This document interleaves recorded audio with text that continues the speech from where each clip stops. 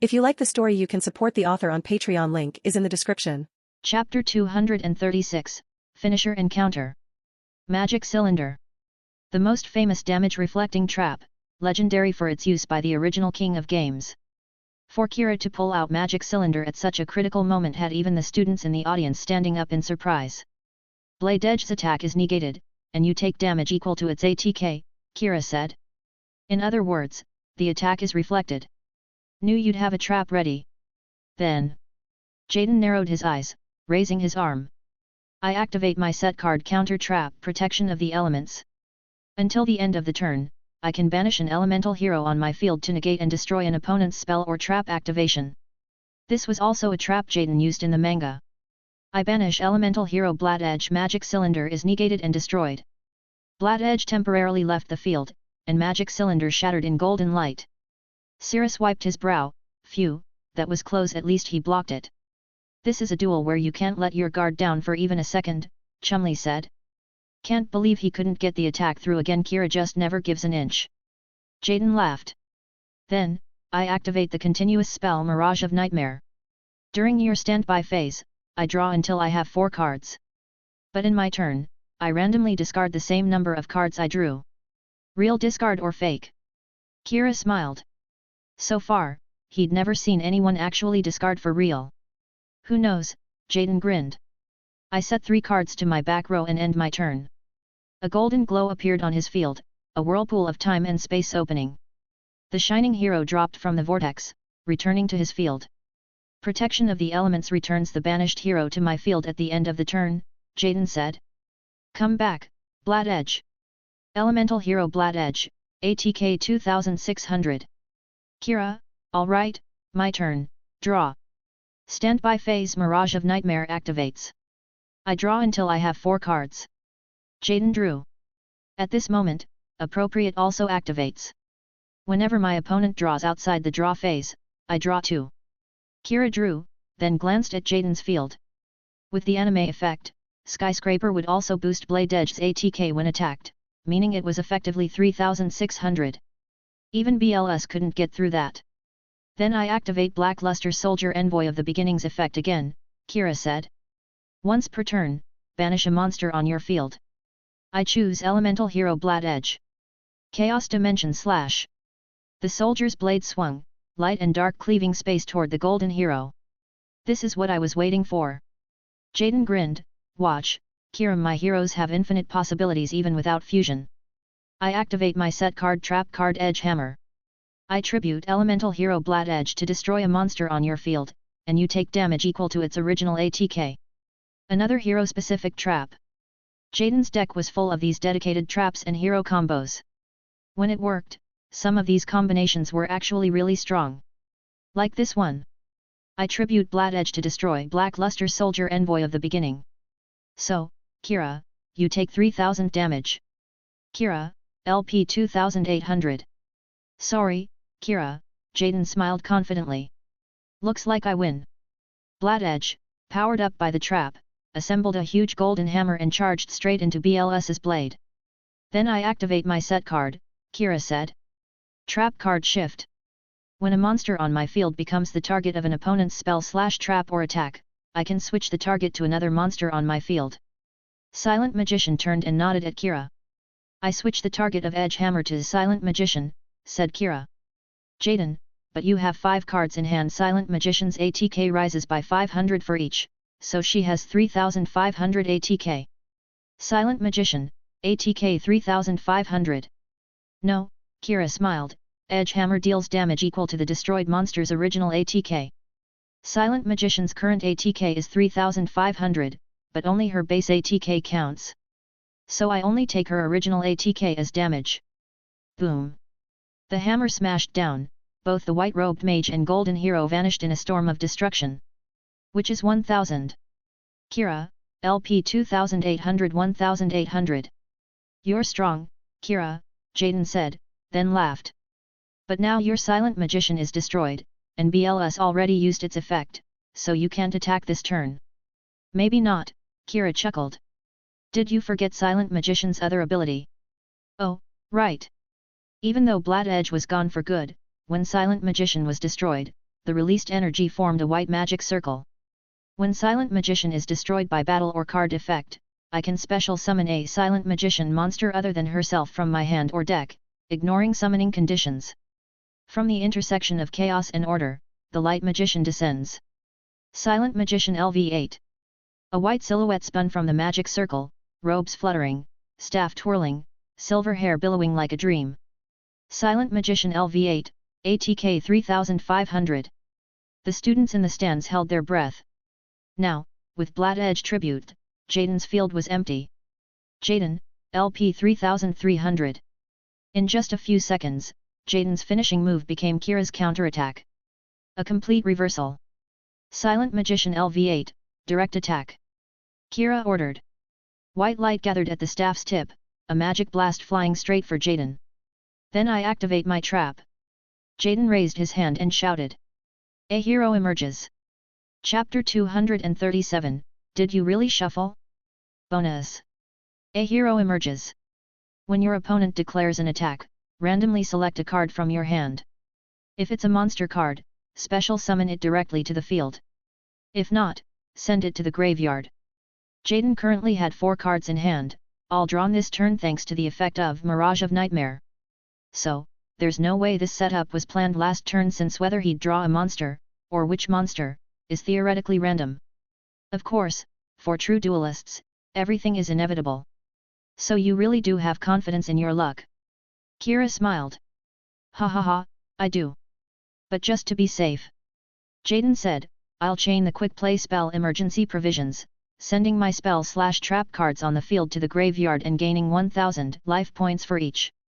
I'll send both Mirage of Nightmare and the currently activating A Hero Emerges to the graveyard, gaining 2000 life points.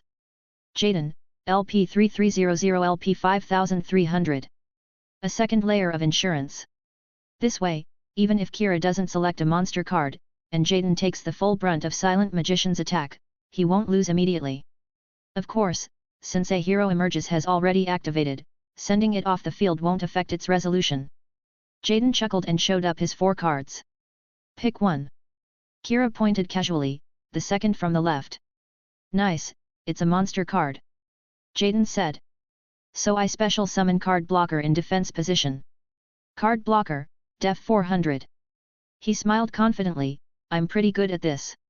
I've never lost at pulling wild cards so far. Then Silent Magician LV8, attack Card Blocker, said Kira. Card Blocker's effect. When it's targeted for an attack, I can send up to 3 cards from the top of my deck to the graveyard. For each, its def increases by 500. Jaden immediately drew 3 cards from his deck.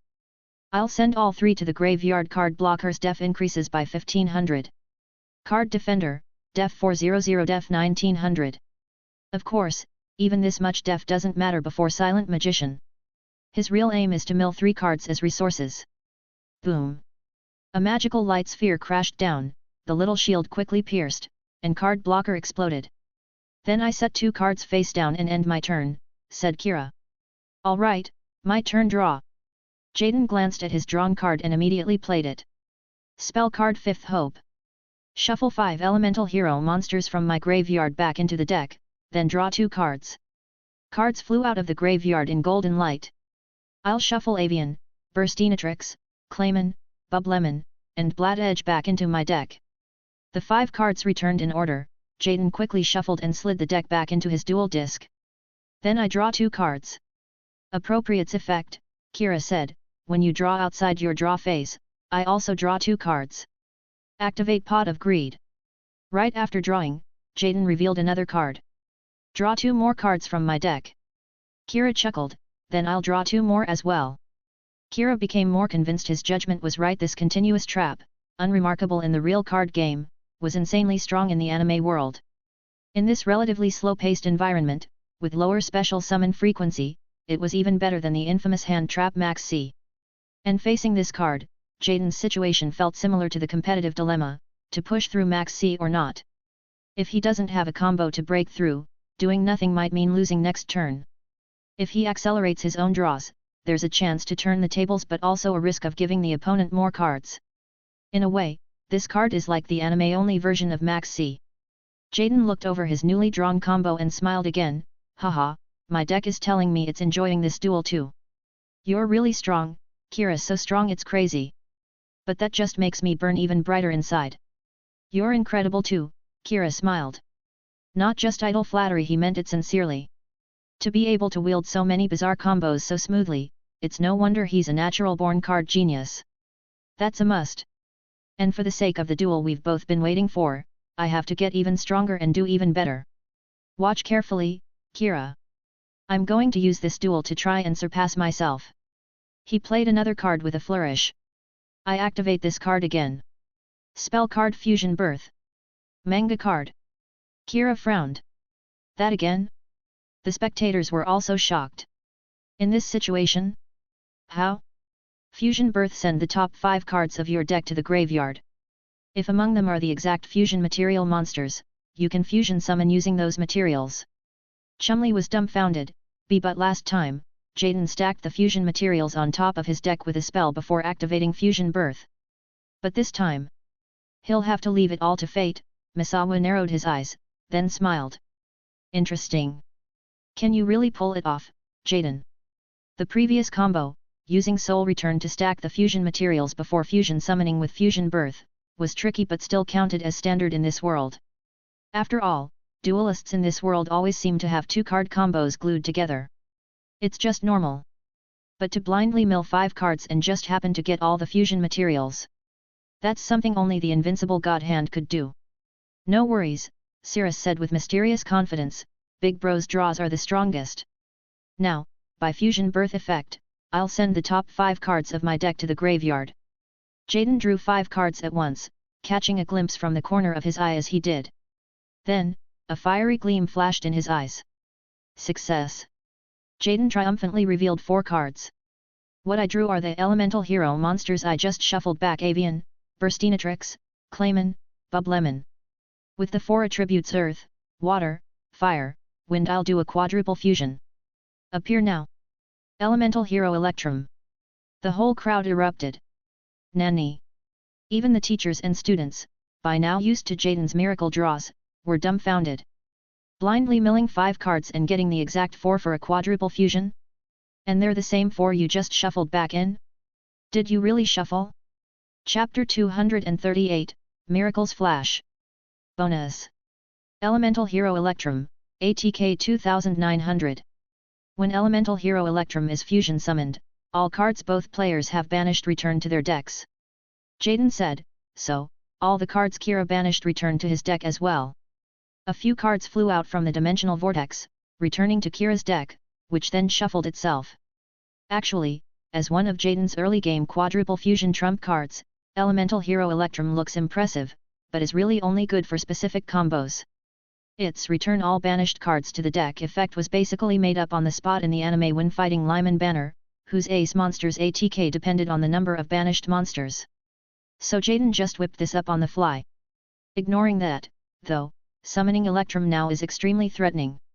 Its ATK is 2900, and with Skyscraper it can reach 3900, just 100 less than Obelisk the Tormentor, and higher than Kira's BLS or Silent Magician. Kira can't let his opponent just fuse like that. Activate set card. Kira flipped a card in his back row. Trap card Bottomless Trap Hole. When a monster with 1500 or more ATK is summoned, destroy and banish it. Spectators. Jaden was riding high, having just miracle drawn a quadruple fusion and summoned a flashy ace monster. Even the audience couldn't help but get hyped, the duel reaching its fever pitch with a head-to-head clash as if the BGM was blazing in the background. Then, without a glance, Kira just activated Bottomless Trap Hole. The music came to a screeching halt. Everyone's emotions were out of sync. Well. Yeah, that's just Kira's style, Alexis said smiling. That's the kind of duelist he is. So, Bottomless Trap Hole's effect, Kira said. Electrum is destroyed and banished. Not so fast. Jaden shouted. Quick play spell Diffusion. Diffuse Elemental Hero Electrum. One of Jaden's favorite tricks. Diffusion in his hands is both a way to dodge traps, avoid attacks, and follow up with more attacks, a versatile tool he used often in the anime. Diffuse Electrum, and special summon the fusion material monsters from the graveyard. Electrum glowed with 4 colors, dispersing from the trap. Its body split into 4 beams of earth, water, fire, and wind landing on Jaden's field. Elemental Hero Avian, ATK 1000. Elemental Hero Burstinatrix, ATK 1200. Elemental Hero Clayman, ATK 800. Elemental Hero Bublemon, Def 1200. In attack position. Kira noticed. The 4 base heroes are all in attack position, except for Bublemon in defense. Even with Skyscraper, none can match Kira's monsters. He must have another plan. Next, from my hand I activate. Jaden played a spell card. Spell card Hero Flash. By banishing H Heated Heart, E Emergency Call, R Righteous Justice, and O Oversoul from my graveyard. The hero letters appeared behind him, then faded away in golden light. Kira frowned slightly. He's actually using this? E and R were both used earlier in the duel, the other 2 must have been milled maybe just now by card blocker. Hero Flash, Effect, Special Summon an Elemental Hero Normal Monster from the deck. Jaden searched out the only one of the 5 basic heroes not yet summoned. Come on out, Elemental Hero Sparkman. Elemental Hero Sparkman, ATK 1600. This was Jaden's first time using this move, even his friends were surprised. Cirrus was puzzled, he summoned all 5 basic heroes at once, but none of their ATKs can break through Kira's field. Hero Flash has another effect, Jaden quickly explained with a grin. This turn, all Elemental Hero normal monsters on my field can attack directly. The duel arena erupted again. All can attack directly? The 4 basic heroes come back? Except Bublemon, all 4 basic heroes can attack directly, bypassing the opponent's monsters. If all attacks connect, that's 4600 direct damage. Elemental Hero 1 turn kill. Go, my heroes! Jaden punched the air. This is my beloved hero's soul attack, feel my fiery passion, Kira. The 4 heroes charged forth, trailing different colored storms of earth, light, fire, and wind. Silent Magician tried to intercept, but each hero used their own skill to dodge. Burstinatrix faked her out, Avian flew overhead, Clayman dug underground, and Sparkman turned into pure electricity. Silent Magician could only look back at her master, apologetically. Trap card defense draw, Kira said. During your opponent's turn, at damage calculation, make the battle damage you take from this battle 0, and if you do, draw 1 card. I'll negate Sparkman's damage. Sparkman's attack fizzled against an invisible barrier, Kira drew a card. He blocked 1, but here come 3 more. Jaden said. Burstinatrix unleashed her flames. Then, from the graveyard Kiteroid's effect, Kira said. Once per duel, while in the graveyard, make battle damage from a direct attack 0. Anime effect. A phantom barrier appeared, nullifying Burstinatrix's fire as well. One of the 5 cards you milled with take over 5. Jaden realized. Correct, Kira smiled. Jaden thought hard. 3 of those 5 milled cards have shown up: Magician of Faith, Blade Knight, and now Kiteroid. 2 remain unknown. Jaden, whatever. Thinking's never been my strong suit anyway. Then, 2 more direct attacks. Jaden called. Avian and Clayman. The 2 weakest heroes, but still have 1800 damage combined. Kira, LP 1800. Just enough for a kill. From the graveyard Necrogardna's effect, Kira said. During the opponent's turn, banish it to negate 1 attack. I'll negate Avian's attack. Avian's attack was nullified by Necrogardna's shield. Jaden, that's another block. Then Clayman's direct attack. Clayman charged and finally landed a hit. Kira caught the blow with his dual disc, staggering back. Kira, LP 1800 LP 1000. Finally landed 1. Jaden didn't seem discouraged at all. As expected from Kira, flawless defense. But you've used up most of your life-saving tricks, haven't you? True, Kira admitted with a smile. Then I'll set 3 cards and end my turn. Jaden set 3 cards in his back row. After his play, he paused for 2 seconds, then looked up. Say, Kira, up to now in this duel have you been having fun? Chapter 239, The First Excitement. Bonus. Kira was stunned by Jaden's question. Why do you ask? Ah, it's nothing, really. It's just. Jaden hesitated, frowning as if searching for words. I've always felt this way, a bit. Your dueling is incredible, and so creative you might be the strongest duelist I've ever met. But I still feel something is missing. Missing? Well, I guess not exactly. Jaden grew serious. You once told me that dueling isn't just about fun. I understand that now, especially after meeting that guy, Shell. I learned that there are duels where life, or even more important things, are at stake. Dueling can be heavy, and sometimes we have to carry burdens in a duel. He paused, then looked at Kira sincerely. But I still think that even so, dueling itself is something to be enjoyed. Not every duel has to be tense or heavy. I think dueling started out as something that brings joy, not just a tool for victory. He scratched his head sheepishly. I don't really get it myself, but sometimes I feel like you haven't fully enjoyed the fun of dueling. Not that it's bad or anything, just a bit of a shame. You see, I've gone all out, better than ever before, but even so, you're still able to handle it with ease. Your BLS, Silent Magician, and my heroes are giving their all. Every turn I'm excited to see what you'll do next, how you'll attack, how you'll counter. Just imagining it makes me so excited. With such a fun duel, if I'm the only one enjoying it, isn't that too much of a shame? Kira mused. Is this the secret of Jellyfish Head's miracle draws? Honestly, he really couldn't match Jaden's passion for dueling, not that that's surprising. Few in this world could. But Jaden also has an amazing talent. He makes everyone around him feel his passion, and catch his fire. It's like his heat spreads to those nearby. Those influenced by him not only get more passionate about dueling but even perform better during duels. Kira closed his eyes gently. At this very moment, in this duel, surrounded by cheers, facing Jaden, something deep inside seemed to be touched, a long dormant part of his heart. Memories of first seeing those cool monsters on TV as a child, when he first learned of Yu-Gi-Oh! Countless distant scenes flooded his mind, Yugi and Kaiba's godly battle in the Sky Arena, the Pharaoh's thumbs up as he vanished into the light, Jaden fusing himself with Yubel, and even later, when UCI first summoned Shooting Star Dragon. At some point, those memories had faded. Kira opened his eyes again. I see, he smiled, then, as you wish, Jaden. From here on, regardless of win or lose, I'll enjoy this duel with you to the end. Jaden grinned again.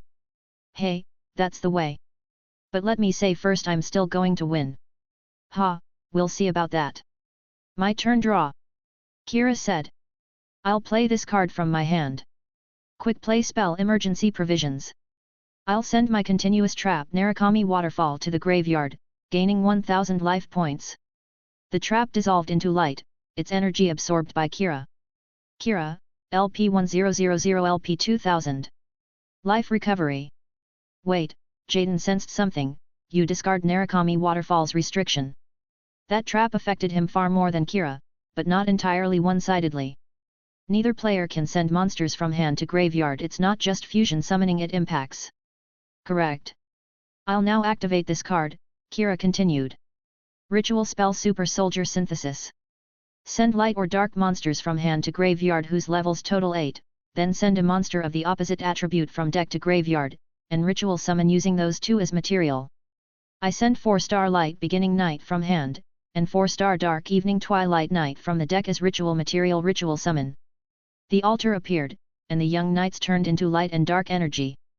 One soul guides the light, one soul guides the darkness, the gate to chaos opens. Kira raised his hand.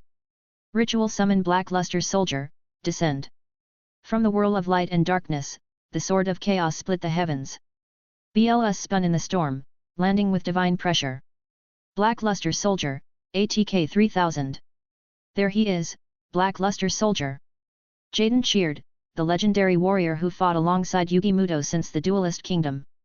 When Evening Twilight Night is used as ritual material, BLS gains an extra effect, Kira explained. Once per turn, banish one of your monsters on the field. I'll banish your defense position elemental hero Bub Lemon. Twilight Slash. Of Jaden's 5 monsters, only Bub Lemon is in defense position. At this moment, I activate my set card. Jaden said. Trap card elemental recharge. I gain 1000 LP for every elemental hero on my field. I have 5, so I gain 5000 LP. Jaden, LP 5300 LP 10300. Srias gasped, 10300 LP. But Misawa said gravely, it won't last. Now, I'll use the effect gained from beginning night once per turn, banish one of your monsters. This time, I'll banish elemental hero Sparkman. Beginning night slash. The sword fell, and Sparkman vanished into a dimensional rift. Now I activate equip spell Wonder Wand, equipping it to Silent Magician LV8. Only spellcasters can be equipped, and the equipped monster gains 500 ATK. Silent Magician is immune to opponent's spell effects, but can still benefit from her own controller's spells. Silent Magician LV8, ATK 3500 ATK 4000. Battle phase. Kira declared. First, BLS, Envoy of the Beginning attacks Elemental Hero Avian. Jaden, Skyscraper Effect Avian gains 1000 ATK. BLS's blade fell, Avian struggled but was destroyed. Jaden, LP 10300 LP 9300. BLS, Envoy of the Beginning can attack again after destroying a monster, Kira said. So, attack Elemental Hero Burstinatrix. Jaden, Burstinatrix also gains 1000 ATK from Skyscraper. The sword swept through, and Burstinatrix resisted but was destroyed. Jaden, LP 9300 LP 8500. BLS attacks again, Kira said. Attack Elemental Hero Clayman. Then, from the graveyard Necrogardna's effect. Jaden said.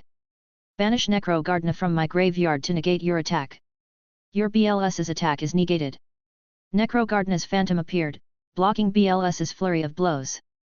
Because the extra attack only triggers on a successful destruction, and if the first attack is negated, there are no further attacks, right? Jaden smiled. Exactly.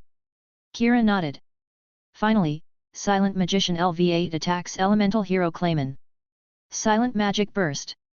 Silent Magician unleashed her magical energy. Clayman also gains 1000 ATK from Skyscraper. Silent Magician LV8, ATK 4000. Clayman, ATK 1800. Hua. Jaden was blasted back. Jaden, LP 8500 LP 6300. Battle phase over. Now, Wonder Wand's other effects send both it and the equipped monster to the graveyard to draw 2 cards. Kira drew 2 more cards. Then I set 4 cards. Kira set 4 more back row cards. Turn end. Chapter 240, The Unbreakable Spirit. Whew, that was quite an attack. Jaden, knocked to the ground, didn't get up right away. Instead, he sat up where he'd fallen, and then suddenly burst out laughing. What's wrong? Scared after taking that hit? Kira teased. Hey, are you kidding? Jaden patted the dust off and stood, grinning. Honestly, I'm just happy. This is how a duel should be, a clash of souls. Now I can finally feel it, Kira. Your burning spirit is really strong. Kira smiled. So does that mean you surrender? Hat, not a chance. Jaden beamed. My turn, draw. At this moment, I activate my set card trap card, Sixth Sense. A trap in Jaden's back row activated. I call 2 numbers between 1 and 6. You roll a die. If it lands on either number, I draw that many cards. If not, I mill that many cards from my deck. I see, Kira chuckled. Activating it in the draw phase so you can avoid Appropriate's effect, right? Appropriate's effect is, if your opponent draws outside their draw phase, you get to draw 2 cards. But Jaden's Sixth Sense is being used in the draw phase, so even if Jaden draws here, it doesn't trigger Appropriate. Assuming you call it right, Kira pointed out. Hey, I'm not just lucky with draws, my luck in general's not bad, Jaden said. I'll call 5 and 6. The die rolled across the table, coming to a slow stop. It landed on 6. Alright. The die landed on 6, Jaden cheered. So I draw 6 cards. Kira wasn't surprised. This kind of clutch luck was just classic jellyfish head Jaden. I activate the spell card Soul Taker. Jaden declared. Destroy one of your monsters, then you gain 1000 life points. He pointed at Kira's field. First, the most troublesome one. I destroy Black Luster Soldier. Kira instantly responded, I activate the continuous trap dimension gate. I banish one of my monsters. He banished Black Luster Soldier with a dimensional vortex, escaping Jaden's destruction. Interesting, Kira. In that case, now comes my real power, my beloved ace. Jaden announced. First, quick play spell burial from a different dimension. I can return up to 3 banished monsters to the graveyard. I'll return the elemental hero Bublemon and elemental hero Sparkman you banished last turn. Jaden held up another card and shouted. Spell card, Miracle Fusion. Banish fusion materials from my graveyard to fusion summon an elemental hero. I banish elemental hero Sparkman and the light, hex sealed fusion from my graveyard to fusion summon. Sparkman and the substitute monster appeared on his field. The substitute shimmered and transformed into a flame wingman, combining with Sparkman in a fusion vortex. I use the light, hex sealed fusion in place of flame wingman, fusing it with Sparkman, Jaden declared. Emerge in dazzling brilliance. Elemental hero Shining Flare Wingman. A hero wreathed in holy light descended from the fusion vortex. Jaden's current strongest trump, the evolved form of Flame Wingman. Elemental hero Shining Flare Wingman, ATK 2500. There he is, your strongest hero, Kira smiled. Even against legendary monsters, my heroes won't back down. Jaden declared. Shining Flare Wingman's effect. Its ATK increases by 300 for each elemental hero in my graveyard. As he spoke, images of all the heroes that had appeared, along with those milled by Takeover 5, the 2 Fusion Birth, and Card Blocker, gathered into beams of light and merged into Shining Flare Wingman, powering him up. There are 9 such heroes in my graveyard. Jaden declared. So, Shining Flare Wingman's ATK is Shining Flare Wingman, ATK 2500 ATK 5200. 5200 ATK. Even the faculty and students were shaken. That's higher than Obelisk, no, even higher than 5-headed dragon. And that's not all. Shining Flare Wingman deals battle damage to the opponent equal to the destroyed monster's ATK. So no matter which of Kira's monsters he destroys, it's a 5200 point hit, a true OTK. Jaden's ultimate hero really is an OTK monster. If it lands a hit, even at full LP, the opponent would be instantly defeated. Kira paused, then smiled gently. I can't let a monster like that go unchecked. Activate set card. Trap card, Thonian Polymer. A roaring wall of fire erupted, threatening to seize Shining Flare Wingman before he could even stand firm. Thonian Polymer's effect: when your opponent successfully fusion summons, tribute one of your monsters to gain control of their fusion monster. Cirrus gasped, if Kira activates Thonian Polymer now, then bros Shining Flare Wingman. I tribute Black Luster Soldier Envoy of the Beginning. Kira declared. I take control of elemental hero Shining Flare Wingman. Everyone held their breath. At this crucial moment, if the trap succeeded, Jaden's ace would be stolen by Kira, and Jaden might be unable to counter. Then I'll activate my set card. Jaden shouted.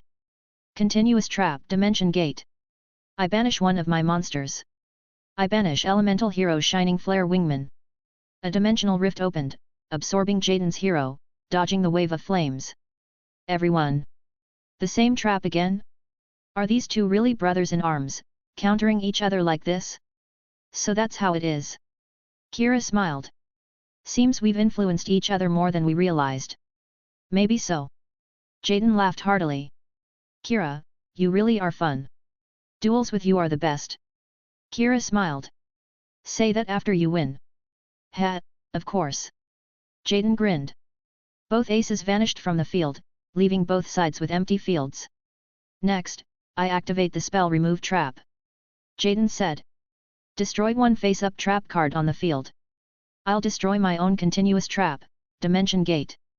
The magic worked, and Jaden's Dimension Gate shattered. Dimension Gate's secondary effect: when it's sent to the graveyard, you can special summon the monster it banished. Kira raised an eyebrow. He almost wanted to protest, since most hero fusions can't be special summoned except by fusion summon. But then he remembered in the anime, Jaden tried to revive Flame Wingman with Monster Reborn in episode 2. This restriction was only added in the real card game. So, by destroying my own Dimension Gate, Shining Flare Wingman returns. Elemental hero Shining Flare Wingman, ATK 5200. Now, battle. Jaden declared. Shining Flare Wingman attacks directly. Shining Flare Wingman spread his metal wings, soared high, and traced a brilliant path straight toward Kira. Then, I'll also use Dimension Gate's second effect. Kira replied. When my opponent declares a direct attack, I can send Dimension Gate to the graveyard and return the monster it banished. Come back, Blackluster Soldier. Blackluster Soldier, ATK 3000. But the situation hasn't changed, Jaden said confidently. Shining Flare Wingman has 5200 ATK. If it goes through, activate set card quick play spell Battle Fusion. Kira said. Activate only when a face-up monster you control attacks or is attacked. It gains ATK equal to the ATK of the opposing monster, until the end of the damage step. Anime effect. In the real game, this card was later changed to only work for fusion monsters, and only when they attack. In the anime, it could be used more flexibly. So, Blackluster Soldier gains Shining Flare Wingman's ATK, in other words, 5200 more. Blackluster Soldier, ATK 3000 ATK 8200. 8200 ATK. Cirrus's jaw dropped wide enough to fit an apple. That's even higher than Five-Headed Dragon, no, even higher than my big brother's power-bonded Cyber End Dragon. Hey, as expected of Kira, amazing, truly amazing, Jaden laughed. But I'm not done yet. Quick play spell Trap Booster. Discard a card, and you can immediately activate a trap from your hand as if it were set. Anime card. Jaden discarded a card and revealed a trap from his hand. Trap card Universal Adapter. Choose a face-up monster on the field. Until the end of the turn, all other monsters' ATK and def become equal to the chosen monster. Of course, I choose your Blackluster Soldier, making Shining Flare Wingman's ATK the same. Shining Flare Wingman, ATK 5200 ATK 8200. Are you trying to go down together? Not at all, Jaden grinned. I said, I'm the one who'll win in the end. From the graveyard, I activate the trap skill successor. Banish it during my turn to give one monster plus 800 ATK until end of turn. I boost Shining Flare Wingman's ATK by another 800. Shining Flare Wingman, ATK 8200 ATK 9000. 9000 ATK. The audience was stunned. With this, plus Shining Flare Wingman's effect, if the battle succeeds, you'll take 9000 damage, Kira. Jaden smiled. This really is an epic duel. It is, a truly fun epic duel. Kira closed his eyes for a second. Thank you, Jaden. After a pause, he opened his eyes and smiled. But even so, I'm not just going to hand you victory. Hey! Activate Trap Unbreakable Spirit. Kira declared. If I have only one monster, it gains ATK equal to the lowest ATK monster on your field until end of turn. Jaden's eyes widened. The lowest ATK monster on your field. Right, your only monster is Shining Flare Wingman, Kira smiled. Sorry, Jaden, but I'll take your ATK once more. Blackluster Soldier, ATK 8200 ATK 17200. The students were beyond shocked, nearly catatonic. 17,200 ATK. Even Five-Headed Dragon is nothing compared to that. Watching Blackluster Soldier's power soar to an absurd level, Jaden looked up, dazed, as the cosmic sword fell. Unbreakable Spirit, so this is what you found through dueling, Kira. Before the blade of light and darkness fell, Jaden smiled again. Then go, Shining Flare Wingman. He called. We have to answer Kira's fighting spirit with all we've got. Two ace monsters clashed with impossible power. Blazing light and chaotic sword energy exploded in the arena, the holographic energy storm nearly tearing off the roof.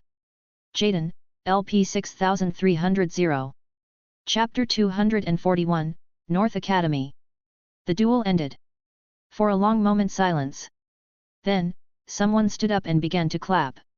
Soon, more and more people stood and joined in, applause sweeping the stands. Clap clap clap clap clap. A standing ovation for the two top duelists of the school, recognizing the amazing duel they'd just witnessed. Flattened by a 17,000 ATK Blackluster Soldier, Jaden just lay there, arms and legs spread out, not moving. Kira walked over and sat beside him, smiling. How was it? Just a little short, so close. I lost, Jaden sighed, but quickly sat up, smiling at Kira. But I'm glad I could feel your blazing spirit in the end. He gave a classic thumbs up. I didn't win, but it was a fun duel, Jaden grinned. Yeah, Kira smiled back. Let's have an even more awesome duel next time. Jaden laughed. But just so you know, I improve really fast. Next time I'll be stronger, and I'll definitely win. He stuck out his fist to Kira. I'll look forward to it. Kira bumped fists with him. The applause grew even louder. They're both already so strong. Misawa gazed at the two on the field, a little dazed himself. Since joining Kira's lab, he'd poured all his time into research and deck building. He thought he'd improved a lot, but seeing these two today, he realized he still had a long way to go. Cirrus, Kira is amazing, and so is Bro at this rate, they might even catch up to my big brother. Everyone around him was so strong, he looked around and thought, am I the only loser here? Misawa was right, Alexis leaned on the railing, glancing at Zane beside her. Kira and Jaden may seem like total opposites, but together they have this weird chemistry and push each other to new heights. She half joked, feeling any pressure from your underclassmen? Zane folded his arms, giving only a slight smile. It wasn't a sneer, but the smile of a duelist looking forward to worthy opponents. He was the school's ace, but never minded strong challengers. In fact, he welcomed them. Respect your opponents, never underestimate anyone. That was Zane's creed. With this, Kira is definitely rookie king this year. Next, who knows, maybe the school's new king, Alexis joked. Zane smiled. That would be just fine. Professor Crowley finally let his heart settle after the duel ended. Funny enough, the most stressed person wasn't Kira or Jaden, but the pot of greed professor himself. To Kira and Jaden, being the school representative wasn't that important. For them, it was about the duel, not the title. But not for Professor Crowley. If slacker Jaden became the school's representative, he'd see it as the end of the world. He'd watched the whole duel with heart medication in hand, nearly fainting at every big turn. Especially in the final round, with the aces clashing, Crowley nearly passed out. When Blackluster Soldier decided the duel, Crowley almost ran on stage to give Kira a bear hug. Thank goodness. My efforts weren't wasted, Noroni. Way more reliable than that fake elite Princeton. He was so happy, he wanted to give Kira all the credits he could. For Crowley, Kira had just defended the Academy's honor. The Chancellor might not care, but Crowley would never let a slacker like Jaden represent the school. So, after the duel, Crowley rushed on stage and grabbed the mic. And the winner of the representative duel is Fujiki Kira. Crowley announced loudly. Next week, Kira will represent our academy in the inter-school duel. At that, everyone remembered. Oh yeah, this match wasn't just for fun. They'd gotten so into the duel, many forgot what it was even for. So the whole crowd turned their eyes to Kira. This year's representative was decided. Chancellor Shepard stood up and gave a speech. That was an incredible duel. Both of you impressed us all. Even though Jaden didn't win, he showed undeniable skill and tenacity. Congratulations, Kira, on earning the spot. Next week, you'll represent our academy in the duel against the North Academy. The North Academy is our brother school. Every year we send a representative for a friendly exchange and to strengthen ties. We're counting on you to show them our academy's best. The students. Brother school, friendly exchange duel, hey. The first thing our yellow dorm students thought was, we've seen this before. Back when they first arrived, there was a freshman-friendly duel between dorms, a memory still fresh in their minds. Many eyes shifted back to Kira. Looks like relations between the main and North School might not last past this year. At the same time, a cold wind swept through North Academy. Chaz. Chaz. Chaz. A group of big guys surrounded Chaz, chanting loudly. Today, new arrival Chaz had blazed through the entire North Academy, defeating the reigning king and becoming the new school champion. Chaz, arms folded, basked in attention, quite pleased. Finally, he felt back in his element. This is how it should be. Chaz had always been an elite, the top student in Duel Academy's junior division. But ever since coming to the main campus, he felt like he was always getting beaten down. Now, here at North Academy, he'd finally reclaimed his rightful place. Born to be king, he belonged at the top. Congratulations, Chaz. The Northern Academy Chancellor stepped up, smiling. You are now the new king of this school. Chaz scoffed, as it should be. He waved it off like it was nothing. So, our rep for the showdown with the main academy is decided, the Chancellor said. You, Chaz, will represent Northern Academy in the annual match. Humph, child's play. Chaz said dismissively, but 2 seconds later, he realized something. Wait, what did you say? The match with the main academy, the Chancellor repeated. Since we're sending a first year, their side will probably send a first year too. Most likely, they're Rookie King this year. Rookie King, that means. Chaz's smile faded. Chapter 242, A Traitor in the Company? Bonus. This was the last message we received from the professor we sent 3 days ago. In a sealed conference room, an image of Ten Miyako sat at one end, looking grave.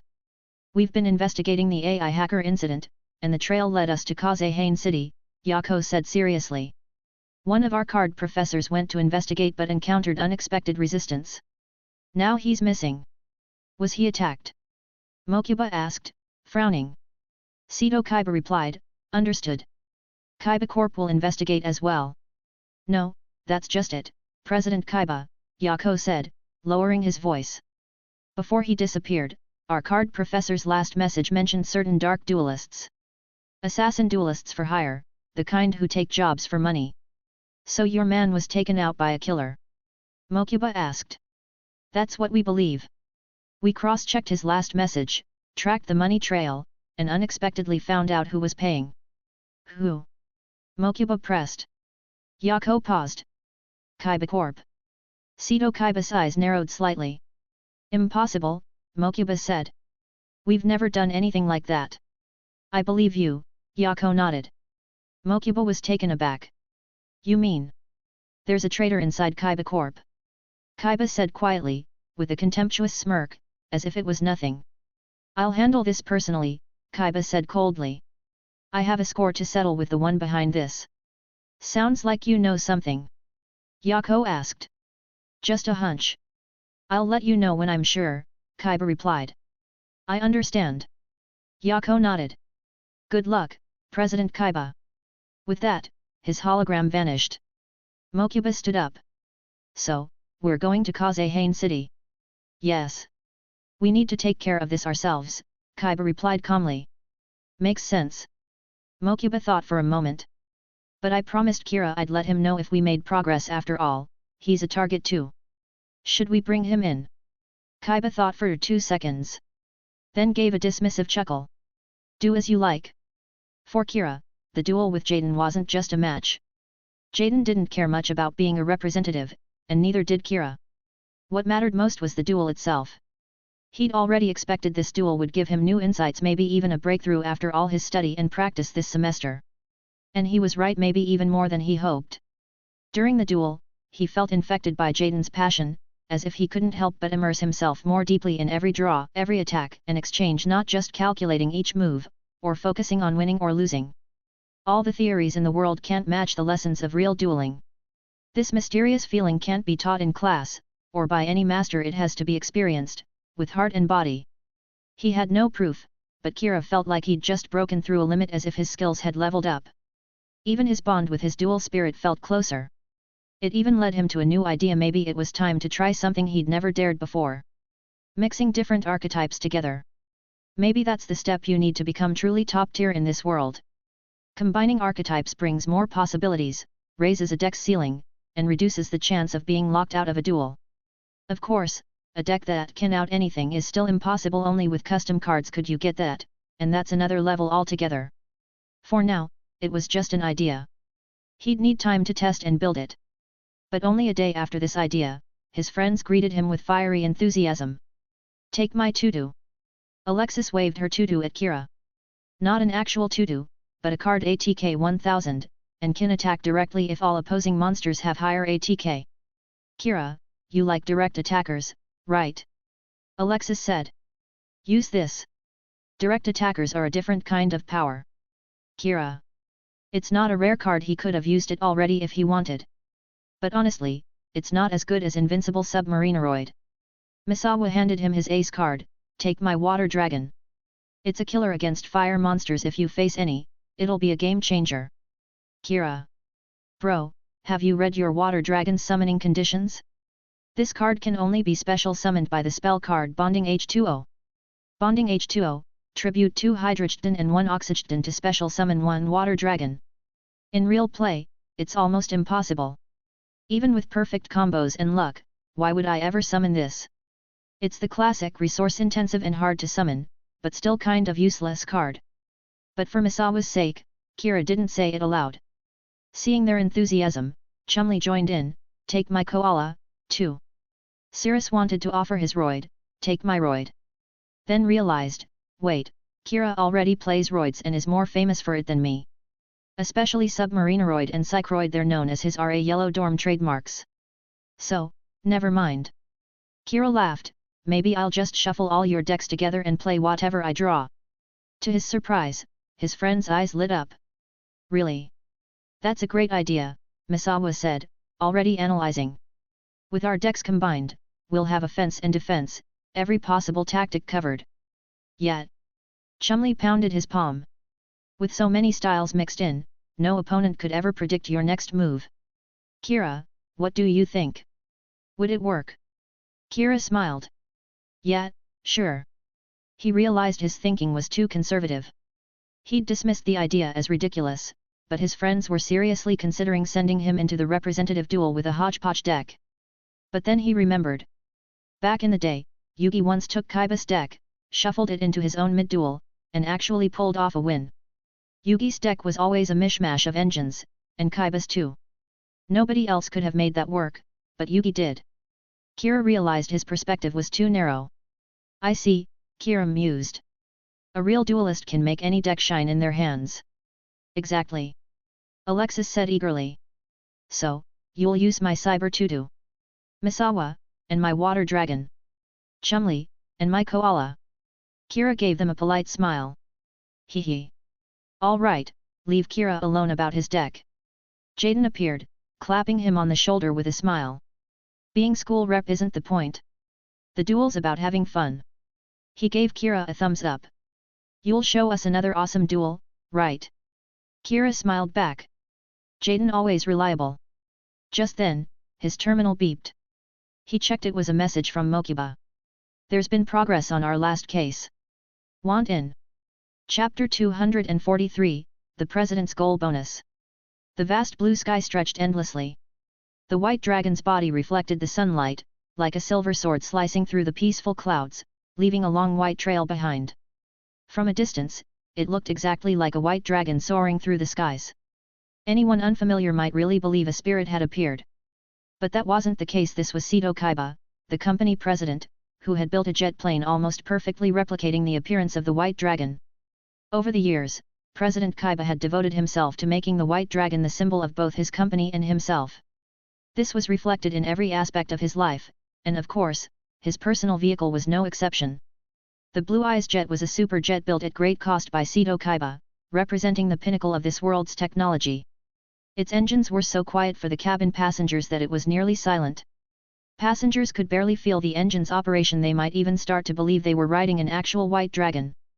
But its speed surpassed the limits of today's fighter jets, and it could easily perform maneuvers regular jets couldn't. When it soared into the sky, it was like an unsheathed sword, every takeoff carrying the momentum of slaying an enemy general. Such high performance came with high demands. It's said that piloting it was exceedingly difficult. But Kaiba never allowed anyone else to touch his ride anyway. Everyone knew, whenever the Blue Eyes white dragon jet took to the skies, the pilot could only be Seto Kaiba himself. It might seem unbelievable for a company president to be a better pilot than ace flyers, but when it comes to Kaiba, it somehow doesn't sound that strange. After all, it's common knowledge that Kaiba's physical abilities are superhuman. Before boarding, Kira couldn't help but take a few more glances at the white dragon jet's shape. He'd only seen it from afar on TV before seeing it up close in real life. It really did look like a white dragon sleeping. As he boarded, he half-joked to Kaiba, why not print this plane as a card too? I think it has potential. Maybe it'd really catch on. Kaiba raised an eyebrow at that. He didn't say anything, but it was clear he took the suggestion to heart. Maybe after this trip, it wouldn't be long before Blue Eyes Jet Dragon would be born. Kira's lab was now up and running, producing results and frequently sending members to top academic conferences. Kira himself had established collaborations with several of Kaiba's research teams, so Kaiba had heard plenty about Kira's legendary academic prowess. According to team leaders, this kid might be a natural-born duelist, with abnormally strong spiritual vision and unprecedented affinity for spirits. He could often offer a single offhand comment that would point stuck teams in the right direction, leading to major breakthroughs. With such a strong impression from the experts, Kaiba thought over Kira's casual suggestion and found it genuinely interesting, so he made a mental note to develop it later. His Blue Eyes brand always combined science and mysticism. So, even though the Blue Eyes White Dragon was a dragon spirit from 3,000 years ago, many of its incarnations bore signs of modern technology. The jet took off, gently parting the clouds into elegant ripples, which then quickly closed up again, like nature's skin trembling under the white dragon's touch. Kaiba personally served as a pilot, while Mokuba entertained Kira in the dining cabin. The onboard restaurant had a top-tier chef team, offering customized food and drinks. Kaze Hane City? Kira asked. Are you sure the enemy's base is there? He'd represent the academy in a match next week, but Mokuba said this trip would only take 2 days at most. So Kira decided to tag along with Mokuba to the neighboring city. He could make sure the enemies threatening him were handled, and maybe pick up a new deck or two. Pretty much, Mokuba replied, eating a large chocolate sundae. We asked some local friends to investigate, and it seems they found something. But online communication isn't safe, so we'll meet in person after landing. He paused, then said seriously, if our guess is right, this is an old grudge we didn't settle before. But it doesn't matter. This time, we'll end it. You sound like you already know who the enemy is, Kira said. Can't be sure, but we'll know soon enough. Mokuba smiled and shrugged. Doesn't matter whoever it is, my brother will take care of it. He clearly didn't want to dwell on the topic. Kira went along and changed the subject. Are the local friends Kaiba Corp branch staff? No. For various reasons, we can't fully trust people inside the company right now. Mokuba smiled. You probably don't know them, but they're trustworthy. I thought President Kaiba didn't have any friends, Kira joked. Yeah, that's mostly true. But there are exceptions. Mokuba set down his sundae, leaned back, and absent-mindedly watched the clouds drift by outside the window. If I had to say, the person closest to being my brother's friend is that guy. Kira knew without asking Mokuba was thinking of Yami Yugi. Rumors still abounded in the outside world. After all, Seto Kaiba had taken over Kaiba Corp at 16, and in recent years had become one of the world's top figures. But he was also known for having neither a partner nor friends. Not even the usual celebrity scandals. He came across as a complete lone wolf. If anything, his signature phrase was probably, I'm a man who will become the king of duelists. Women just get in the way. But even someone like him had a hole in his heart that could never be filled. That was Adam's departure. It's said that Kazuki Takahashi once joked in an interview, Adam is everything to Seto Kaiba. Maybe that's true. Kaiba might not call Adam a companion, but he was definitely the closest thing. Losing his eternal rival felt like losing his purpose in life. Even reaching the top of the world, or finally taking the Duel King title he'd always wanted, felt empty. In the Dark Side of Dimensions movie, when the Pharaoh truly returned, even Yugi admired Kaiba's determination. Yugi said he himself had given up, but Kaiba never stopped believing. That obsession went beyond normal people. At the end of the movie, Kaiba even stormed the afterlife and found Adam's palace. Some of the palace guards must have thought, why is Lord Seto dressed so flamboyantly today? The movie's ending was left open. No one, in the audience or the real world, knew the result of that duel. But given Kaiba's 3,000-year rivalry with Adam and Kuroba, odds are he lost again. That's why he still hasn't given up on another rematch. Kira's thoughts turned to the link system. Wait a minute. He'd realized the link system was essentially a consciousness projection, able to reach other dimensions. That was similar to the tech Kaiba used to enter the afterlife. Maybe that was part of his motivation for developing the system. If you stretch your imagination, as the link system's maps expand, maybe someday a version will open up an underworld map. Then Kaiba could keep challenging the Pharaoh to duels forever. By the way, we've got some flight time left. Want to try the link system's dueling feature? Mokuba suggested. I can use the data for future adjustments. Kira glanced at him. Looking at Mokuba's eager smile, Kira wondered, debugging, hey? I think you just want to watch me duel. PS Next bonus chapter goal, 500 power stones. Chapter 244, Demon Formation. Welcome to the Link Arena. Tomoki Sato stepped onto a stream of pale blue data, arriving in the center of a round arena. Blue ripples, like flowing water, materialized into the dueling field. Full of anticipation, Tomoki took his place in the virtual arena. Next week would be his debut in the professional circuit. The Pro Duelist League, the dream stage for duelists worldwide. After years of hard work, Tomoki had finally reached the biggest stage, about to start a new life as a pro. Being a pro duelist meant fame, status, and unimaginable amounts of money and power. As someone from a local dueling dojo, Tomoki was starting to feel those around him could no longer match him. He needed pressure and challenge. The Link System online matches, newly released by Kaiba Corp, were a perfect opportunity. He hoped to find motivation in this online arena, and maybe even meet other pre-release pros. But his real target was the league's new star, Aster Phoenix, undefeated so far with his hero deck. Only by facing such a top player could Tomoki truly improve. Otherwise, as a genius rookie, Tomoki thought it was hard for him to lose. The Link Arena finished matching. Tomoki checked his opponent's ID. Happy duel? Tomoki immediately pictured a passionate, hot-blooded young duelist. Must be someone who truly loves dueling, he thought.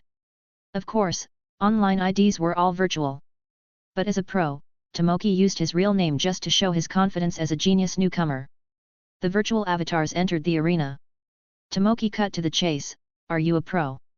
Kira, just logged in, paused, then smiled and admitted, "No." Tomoki looked disappointed. "Amateur?" "Yeah, pure amateur."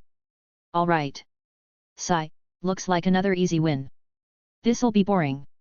Tomoki activated his dual disc. "Let's begin. Show me what you've got." Letting an expert like me teach you a few tricks is a lifetime benefit, Tomoki thought. Mokuba also arrived to spectate from the sidelines.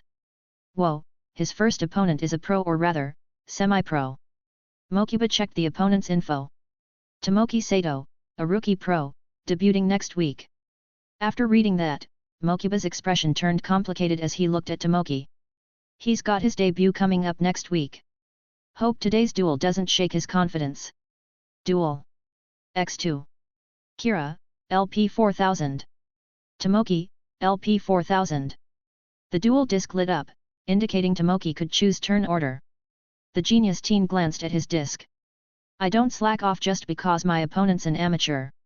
My turn, draw. I activate the spell card Ancient Rules from my hand, and special summon a level 5 or higher normal monster." An ancient scroll appeared, with an illustration of Wat-tail dragon drawn in an old style, golden light surging across it. "I special summon a level 6 normal monster from my hand. The strongest of the fiend type, the Demon King wielded by the King of Games. Summon Skull."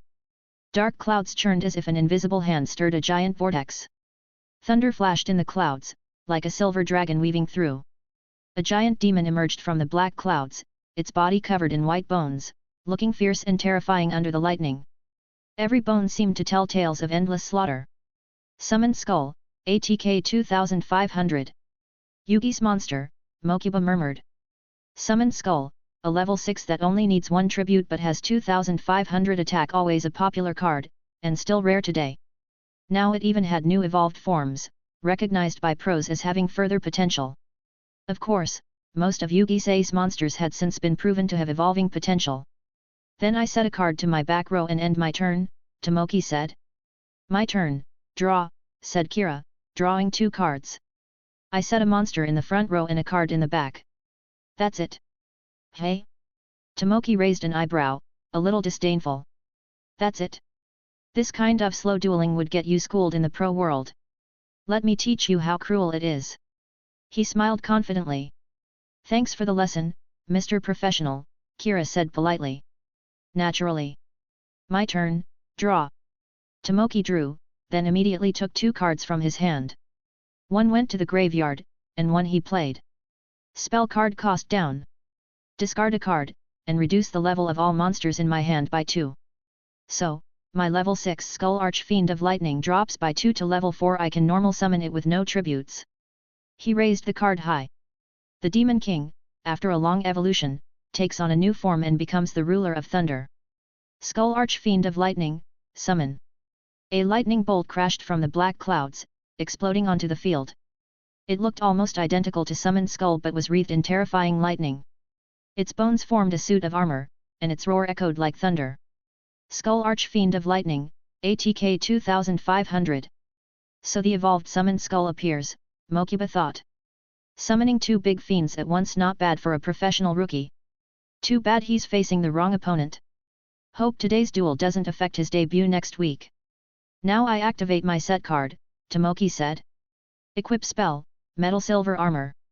As long as the equipped monster is on the field, all your card effects can only target the equipped monster. I equip Metal Silver Armor to Skull Archfiend of Lightning. Oh. Kira stroked his chin. That's an interesting play. Metal Silver Armor doesn't just cover monsters on the field, Tomoki sneered. It also affects both graveyards and banished zones. Now you can't target any other monsters with effects. And equipping a spell to your own monster is also targeting, so you can only equip my Skull Archfiend of Lightning. Even if you have Monster Reborn, you can't use it, since it also targets a monster in the graveyard. Tomoki smirked. Kira nodded. And when Skull Archfiend of Lightning is targeted by an effect, it triggers an extra effect, right? Ha, you sure know your stuff, Tomoki replied confidently. Exactly. When Skull Archfiend of Lightning is targeted by an opponent's effect, you roll a die. If it lands on 1, 3, or 6, the effect is negated and destroyed. So only a 50-50 chance of success, Kira said, understanding. Whoa, this rookie's got some skills, Mokuba thought, now impressed. So this means a lot of Kira's cards are locked out. Chapter 245, How do you plan to win? Bonus. Battle phase. Tomoki declared. Summon Skull, attack the set monster. The demon spread its wings, unleashing endless lightning. Thunder crackled in the black clouds, roaring like golden dragons. The attack crashed down on Kira's set monster. Boom. The set card flipped, the monster's image vanishing instantly, obliterated by lightning. My set magical merchant activates, Kira said. When flipped, I reveal cards from the top of my deck until I reveal a spell or trap. That card is added to my hand, the rest go to the graveyard. Ah, a search effect, Tomoki said, unconcerned. Kira flipped 7 cards in a row, then showed the 7th, I add the spell card reasoning to my hand, the rest go to the graveyard. 6 cards hit the graveyard. Tomoki frowned slightly. Reasoning also reveals from the top until a summonable monster appears, similar to Magical Merchant. Is this guy searching for a specific combo? But now you have no wall monsters, Tomoki said. So, Skull Archfiend of Lightning, direct attack. The thunderclouds surged again, lightning gathering in Skull Archfiend of Lightning's hand like a javelin and launching at Kira. I activate my set card, Kira said. Trap card, Dimensional Prison.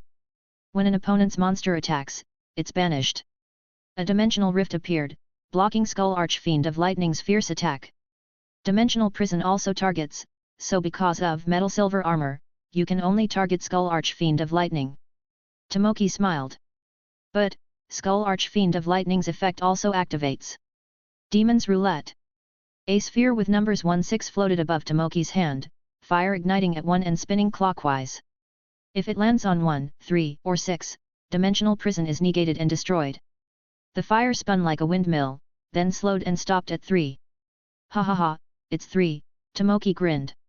So Dimensional Prison is negated and destroyed. Skull Archfiend of Lightning roared, lightning shattering the dimensional barrier. Even that could not withstand the demon's power and quickly exploded. The attack continues. Boom. Lightning struck, the entire arena trembling under its force. The air rang with thunder, and data streams exploded from Kira's avatar, causing a brief glitch as he lost LP equal to Skull Archfiend of Lightning's attack. Kira, LP 4000 LP 1500. Kira steadied himself, calmly taking the damage, and smiled. As expected from a Mr. Professional, what an effective combo. Tomoki clearly enjoyed the praise, standing tall. Of course. Don't feel bad. I'm a pro, after all. It's normal to feel the pressure. Don't stress, just do your best. He drew another card. I set a card and end my turn. Thank you, Mr. Professional. Now it's my turn to do my best. Kira replied gently. My turn, draw. I activate the spell card of adversity. If my opponent controls a special summoned monster and I have none, I draw 2 cards. Anime card. Tomoki nodded approvingly, like a patient mentor. Good. Don't worry about winning or losing, just focus on dueling your best. Alright, Mr. Professional, Kira said. Next, I activate reasoning, which I searched last turn. You call a level, and I reveal cards from the top of my deck until a summonable monster appears. If it matches your call, it goes to the graveyard. If not, I special summon it. Tomoki thought for a moment. So far, Kira had only used Magical Merchant, no clue what this deck was. Logically, level 4 was the most common. I call level 4, Tomoki said. Alright, Mr. Professional, here goes. Kira revealed 3 cards. On the third, a monster appeared. Too bad, Mr. Professional, I flipped a level 1 Mystic Piper. Tomoki nodded. Summon it. He was even more confused. What is this deck? By reasoning's effect, I special summon Mystic Piper. Mystic Piper, ATK 0. Then the other revealed cards go to the graveyard. Kira placed the 2 cards in the graveyard. Next, Mystic Piper activates. I tribute it to draw a card. If I draw a level 1 monster, I reveal it and draw again. As he spoke, Mystic Piper played a melodious tune and dissolved into light. I draw for Piper's effect. Kira drew, glanced, and revealed the card. It's a level 1 monster, Jester Kofi, so I draw again. He drew another card. Tomoki realized, the previous Magical Merchant was also level 1. So he should have called level 1 for reasoning. But who'd expect a deck full of level 1 monsters? Still, he had to ask, is your deck all level 1 monsters? Not entirely, there are some high level ones, Kira smiled. After a pause, he added, but about 90% are. Tomoki was dumbfounded. Then how do you plan to win? Are you going to headbutt me with Kuruba or something? Chapter 246, The World of Prose is Too Cruel. According to Mystic Piper's effect, since I drew a level 1 monster, I drew another card from my deck. Kira drew a card, then revealed another one from his hand. Spell card, Hidden Armory. Kira announced. I send the top card of my deck to the graveyard, then add an equip spell from my deck or graveyard to my hand. He drew the top card, glanced at it, then sent it to the graveyard. The dual disc automatically retrieved a card from his deck, which he took into his hand. The deck shuffled itself. I add the equip spell Wonder Wand from my deck to my hand. Searching for an equip spell. Tomoki still couldn't figure out what Kira was doing, but said, even if I don't know your plan, you should know, as long as Metal Silver Armor is on the field, you can't target any monster except Skull Archfiend of Lightning with effects. That includes your own monsters, so even if you want to use equip spells, you can't. Yar, that's a real headache, Kira acted troubled. No wonder you're a pro, you summoned such powerful monsters so quickly, and even sealed off my own effects. Exactly. This means I've locked down your options as much as possible. Too bad after searching for an equip, you can't even use it, Tomoki said proudly. True. Well, I have no choice but to do this. Kira sighed, slowly pulling out a card as if forced into a desperate move. Then, I tribute both of your monsters, summon Skull and Skull Archfiend of Lightning, to special summon this powerful level 8 monster to your field in defense position. Awakened from the lava of the abyss, with the power of destruction and rebirth. Level 8, Lava Golem. Tomoki, what the heck? Next, he watched in shock as both of his powerful demons melted into the ground in a surge of lava, bubbling away. Then, a giant hand reached out from the magma, and a burning giant slowly pulled itself out, like a red-hot iron cage trapping Tomoki on his own field. The burning giant rose up, turned its head, and seemed to meet his gaze with what looked like a goofy grin on its abstract face. It seemed to say, hello, nice to meet you. Lava Golem, Def 2500. Staring at this big goofball, Tomoki felt disoriented. Wait a minute. His invincible demon lock, broken just like that? What's worse, after Lava Golem took its place, it opened its mouth and burped out a puff of hot air, like it was burping after a big meal. After eating 2 high-level fiends in one go, the Iron Golem contentedly patted its belly, as if saying thanks for the meal. Tomoki. Now, since its equipped target is gone, Metal Silver Armor is destroyed, Kira smiled. With that, the target lock is lifted. Now, I activate the effect of Jester Kofi in my hand. It can be special summoned in attack position directly from my hand. Jester Kofi, ATK 0. I equip the equip spell Wonder Wand to my spellcaster type Jester Kofi. Its ATK increases by 500. Kira continued, but Wonder Wand also lets me send both the equip and the monster to the graveyard to draw 2 cards. Tomoki frowned. He was more convinced than ever, this guy was definitely searching for something. Quick play spell the Flute of Summoning Kuruba. Kira declared. I special summon this card from my deck. Come forth, Winged Kuruba. Winged Kuruba, ATK 300. Tomoki's heart was unmoved. Oh, Kuruba? And then what? Are you going to kill me with Kuruba? He was calm now. Even though losing his 2 ace monsters had rattled him, he still had a monster on the field with stats equivalent to Blue Eyes White Dragon. Kuruba was nothing but a weakling. I equip Opti Camouflage Armor, which can only be equipped to level 1 monsters. Kira revealed another equip. The equipped monster can attack directly. Tomoki was still puzzled. Oh, a direct attack, so impressive. But with just 300 ATK, wouldn't that be more humiliating than damaging? Under the cover of Opti Camouflage Armor, Winged Kuruba attacks directly. Said Kira. Tomoki sneered, that's only 300 points. At this moment, I activate the quick play spell Berserker Crush. Kira declared. Banish 1 monster from your graveyard, then target 1 winged Kuruba you control, that target's ATK/def become equal to the ATK/def of the monster that was banished, until the end of this turn. What? Tomoki's eyes widened. That's right, last turn, Magical Merchant dumped 7 monsters into the grave. I banish Silent Magician LV8 from my graveyard. Until the end of the turn, Winged Kuruba's stats become the same as Silent Magician 3500 ATK. Winged Kuruba, ATK 300 ATK 3500. 3500 attack. Tomoki's face twisted. Are you kidding me? A Kuruba with 3500 ATK and a direct attack? Winged Kuruba, Kuri. Kira didn't know what it meant, but he felt Kuruba was right. Winged Kuruba, cloaked in camouflage, flapped its wings and boldly flew right over Lava Golem's head. Lava Golem covered its eyes with its massive hands as if to say, I can't see, I can't see. Don't underestimate a pro. Tomoki shouted. I activate my set card, Trap Card Defense Draw. During your opponent's turn, at damage calculation, make the battle damage you take from this battle 0, and if you do, draw 1 card. Winged Kuruba's powerful headbutt crashed into a transparent barrier but to no avail. It dejectedly curried twice and fluttered back to Kira. Tomoki wiped the sweat from his brow. Damn it, that was close, almost got taken out by a Kuruba headbutt. If he really lost to Kuruba, his pro career would end before it even started. It'd be a lifetime of shame. That was close, what a shame, Mokuba added. A Kuruba 1-punch KO would have been awesome. I set a card to my back row, Kira said. Turn end. Berserker Crush's effect ends, your Kuruba returns to normal ATK, Tomoki reminded him. Winged Kuruba, ATK 3500 ATK 300. A 300 ATK weakling left on the field, practically begging to be bullied. Tomoki's face darkened with a cold smile.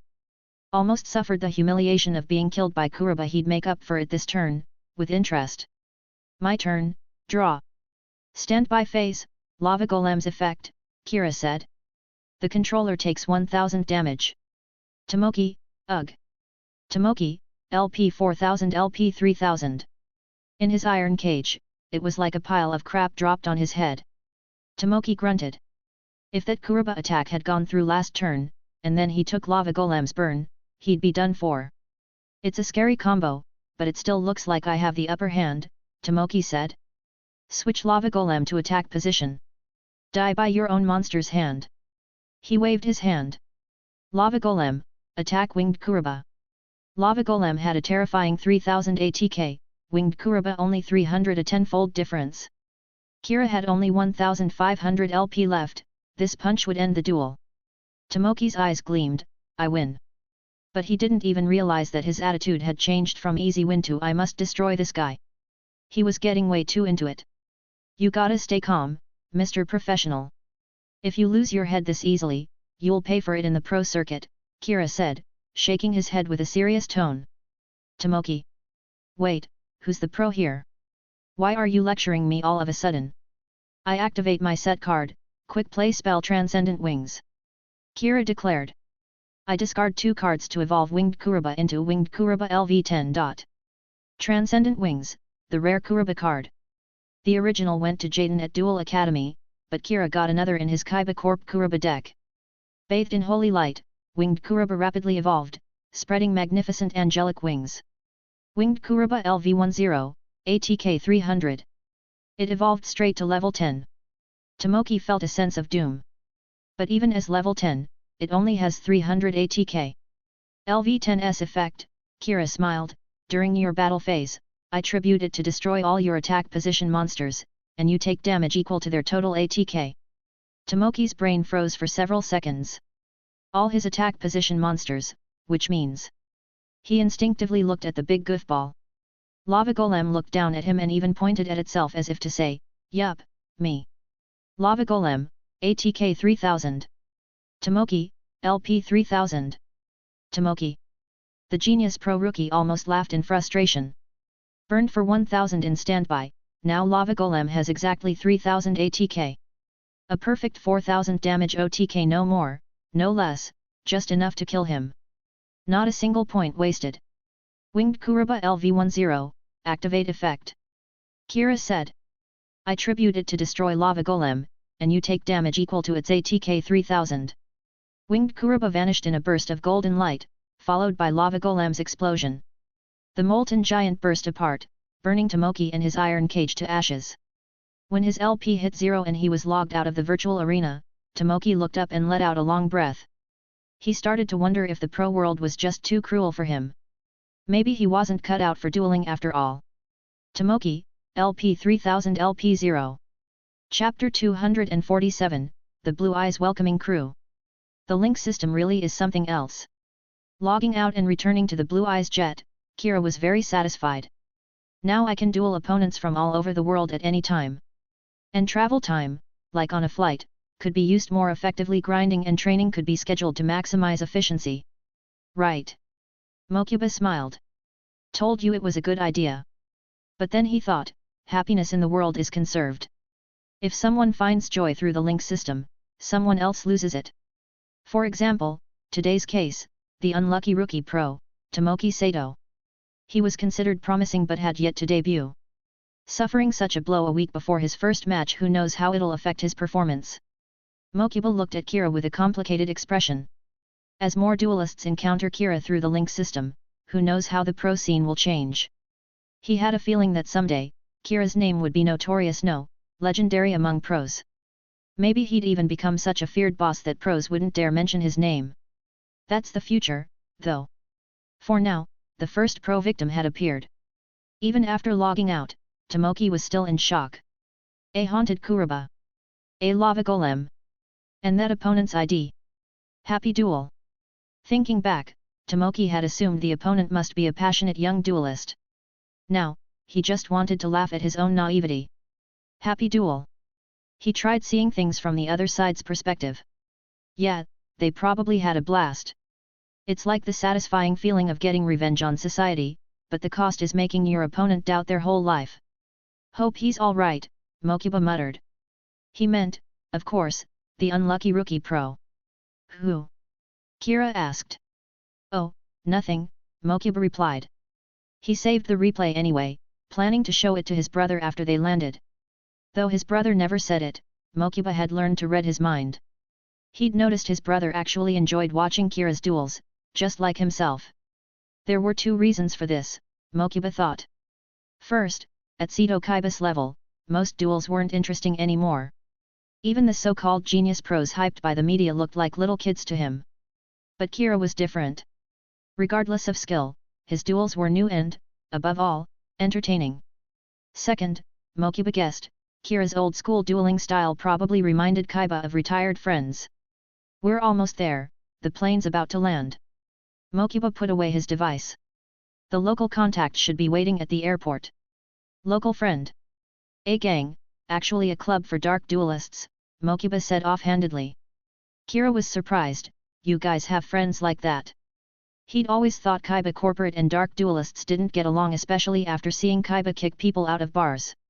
We don't have a problem with all dark duelists, just the evil ones, Mokuba replied reasonably. Dark duelists just have special powers, they're not all bad. If you think about it, even Duel King Yugi Muto counts as one. Kira thought it over. True, in the original series, the first to use dark powers was Adam. Don't worry, the ones we're meeting are good people. We have some history with their leader, so relations are pretty good, Mokuba said. They're fairly well known locally and often use their powers to punish evil, like duelists who abuse dark powers, criminals who escape legal punishment, and gangs that bully the innocent. A duelist vigilante, hey! Kira quipped. He imagined a bunch of guys in outlandish costumes and masks, all with duel discs. Whatever their skills or powers, punishing evil always involved a card game. Just then, the plane began to descend. Anyway, you'll see for yourself soon, Mokuba said. The jet landed smoothly, ground buildings and roads growing clearer. The pressure inside the cabin changed as they neared the runway, and the cabin shuddered when the wheels touched down. After taxiing, the plane stopped. The door opened, and the air stairs descended. Kira followed Mokuba off the plane. He'd expected, based on Mokuba's description, a welcoming party of tall, serious men, each with the air of a killer, like swords sheathed but ready to be drawn. But once outside, Kira almost doubted his own eyes. Tall, muscular men, yes. But the sight nearly blinded him. Huge, muscular guys, clearly defined muscles, wearing frilly lace-made outfits, skirts swaying, lace trim glittering under the lights. Not only that, they even had white tails, dragon wings, and blue eyes, white dragon hats, limited edition made uniforms. Welcome, President Kaiba. The Blue Eyes muscle-made squad bowed in unison, voices loud and clear. Who knows how long they'd practiced this scene? Kira. Mokuba. He suddenly wanted to offer a reward for someone who hadn't seen this sight. It was just too much. Kira looked at Mokuba. These are your Robin Hood hero duelists. Mokuba covered his face. They're not usually like this. Maybe today was just an off day? Chapter 248, The Dragon Offensive Bonus. At that moment, President Kaiba disembarked. Seeing the scene, he couldn't help but frown. But he didn't lose his temper, just let out a deep humph. Another request from your leader. Kaiba said coolly. As tasteless as ever, that guy. Clearly, Kaiba knew the leader well. After all, not many would dare joke with him like this. Kira grew even more curious about what kind of person could boss these guys around. Where is he? Kaiba asked. The lead muscle-maid stepped forward respectfully. The boss had urgent business, but the cars are ready. We'll take you to your lodging first, the boss will catch up soon. Kaiba said nothing, only gestured for them to lead the way. But the leader didn't move, instead smiling apologetically. One more thing. What? The leader took a dual disc from a subordinate and strapped it on. Kaiba glanced at him, smirking. What, you want a duel? My apologies, but it's the boss's request, the leader said. He wants to see how strong President Kaiba is these days, since you haven't dueled publicly for years. Oh? Then why didn't he come himself? Kaiba said. Afraid to face me. He chuckled. Whatever. It'll make a good appetizer before dinner. Kaiba raised his custom dual disc. For the boss's sake, I'll make an exception. Thank you, President, the leader said quickly, stepping back. Kira and the others backed off, watching. Either Kaiba was itching to duel, or this boss must be a big deal. Duel. X2. Kaiba, LP 4000. Leader, LP 4000. Kaiba glanced at the dual disc's indicator and narrowed his eyes. Looks like I'm going first. Draw. He drew one card. I set a monster and end my turn. The leader frowned. Just one set monster. But this was Seto Kaiba. Even if he passed with nothing, you couldn't let your guard down. My turn, draw, the leader said. I summon my strongest insect. Chainsaw Insect. Chainsaw Insect, ATK 2400. Whoa, it's Chainsaw Insect. Mokuba exclaimed. Yeah, Chainsaw Insect, Kira echoed. Mokuba meant, a level 4 with 2400 ATK, a rare and powerful card. Kira meant, someone actually uses this traitor monster. Chainsaw Insect is the strongest insect, a level 4 with the same ATK as the legendary Red Eyes Black Dragon, the leader said proudly. The only risk is letting your opponent draw a card when it battles. Kira was silent. Only letting your opponent draw a card? Well, if you see it that way, it's a super strong monster. Then, I play the equip spell Axe of Despair, boosting Chainsaw Insect's ATK by 1000. Chainsaw Insect, ATK 2400 ATK 3400. Its power shot up from Red Eyes Black Dragon to even higher than Blue Eyes White Dragon. Leader, Chainsaw Insect attacks the set monster. The set monster flipped and was quickly shredded by Chainsaw Insect's powerful blades. Dekoiki the Battle Chanted Locomotive, Def 1000. When Dekoiki the Battle Chanted Locomotive is flipped, I draw a card from my deck, Kaiba said calmly. And because of Chainsaw Insect's effect, I draw another card. Kaiba drew 2 cards. I set 3 cards and end my turn, the leader said. Summoning such a monster and setting a full back row truly a perfect hand. He felt he'd done his boss proud. Even facing Kaiba, this lineup should put him under pressure. My turn, draw. I activate Pot of Greed to draw 2 cards. Kaiba drew slowly, then looked at the leader meaningfully. Since you were sent to duel me, he must think highly of you, hey. The leader paused, then said, the boss trusts me. I'd do anything for him. Humph. Kaiba closed his eyes and smiled. Then let me give you a little lesson, as a favor to him. When he opened his eyes again, his gaze was sharp as steel. This is the power of a duel. He played a monster card. I summon the King of D. The King of D, ATK 1200. When this monster is normal summoned, I discard a spell card to add the Melody of Awakening Dragon from my deck to my hand. Kaiba discarded a card and then retrieved one from his deck. Then I activate Melody of Awakening Dragon. I discard another card to add up to 2 dragon-type monsters with 3000 plus ATK and 2500 or less def to my hand. I add Blue Eyes White Dragon and Alternative White Dragon to my hand. Kaiba revealed the 2 cards. Alternative White Dragon can be special summoned by revealing Blue Eyes White Dragon in hand. I special summon Alternative White Dragon. Alternative White Dragon, ATK 3000. Alternative White Dragon's effect, once per turn, it can forego its attack to destroy a monster on the field. Chainsaw Insect destroyed. Alternative White Dragon opened its jaws, firing a blast of white light. Chainsaw Insect was vaporized. TCH, my strongest insect, gone just like that. The leader gritted his teeth. But he still had a solid back row.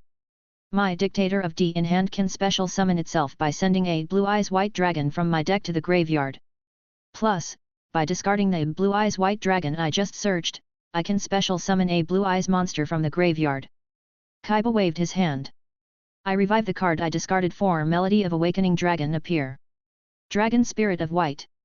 Dragon Spirit of White, ATK 2500. When Dragon Spirit of White is special summoned, I banish one of your spell/trap cards. Kaiba pointed at a set card. That card banished. A white storm swept up the set card, pulling it into a dimensional vortex. The counter trap, negate attack. The leader's face darkened.